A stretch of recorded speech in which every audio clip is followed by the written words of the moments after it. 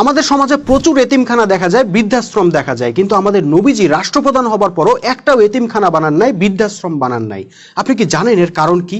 আসলে রাসূল সাল্লাল্লাহু আলাইহি সাল্লাম ও সাহাবীদের ইসলামে এতিমখানা ও বৃদ্ধাশ্রমের কোনো প্রয়োজনই ছিল না, কারণ তারা যে সমাজটা নির্মাণ করছিলেন সেখানে ছিল প্রকৃত ইসলামের আদর্শ।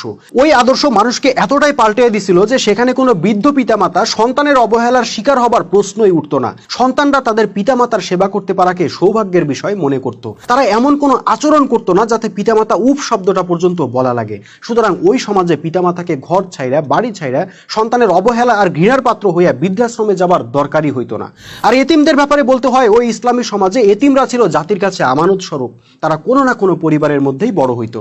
আর এতিমদেরকে লালন পালন করা, দেখাশোনা করা ও তাদের সহায়তা করাকে মোমেনরা পরম সৌভাগ্যের বিষয় মনে করত। স্বয়ং রাষ্ট্রনায়ক রাসূল সাল্লাল্লাহু আলাইহি সাল্লাম মদিনার বাড়িতে বাড়িতে গিয়ে এতিম সন্তানদের খোঁজ খবর নিতেন, দেখাশোনা করতেন। ভাই, আমরা এখন বাস করি এক চরম ভোগবাদী, স্বার্থপর পশ্চিমা মতাদর্শের সমাজ ব্যবস্থায়। এই সমাজে বাস করে আমরা এতিমখানা ও বৃদ্ধাশ্রমকে বাদ দেওয়ার কথা চিন্তাই করতে পারি না। কিন্তু বিশ্বাস করেন, যদি আমাদের এই ভূখণ্ডেই আল্লাহ রসুলের প্রকৃত ইসলামের আদর্শ প্রতিষ্ঠা হয়, দেখবেন একটা এতিমখানাও লাগবে না, একটা বৃদ্ধাশ্রমও লাগবে না, কেউ রেল স্টেশনে ঘুমাবে না, কেউ অসহায় থাকবে না। ইসলামের আদর্শ পেয়ে মানুষই হবে মানুষের বন্ধু। এতদিনে যারা সামান্য স্বার্থের জন্য আপনকে পর করে দিত, সেই মানুষগুলোই যখন মোমেন হয়ে যাবে, তারা পরকেও আপন করে নিবে।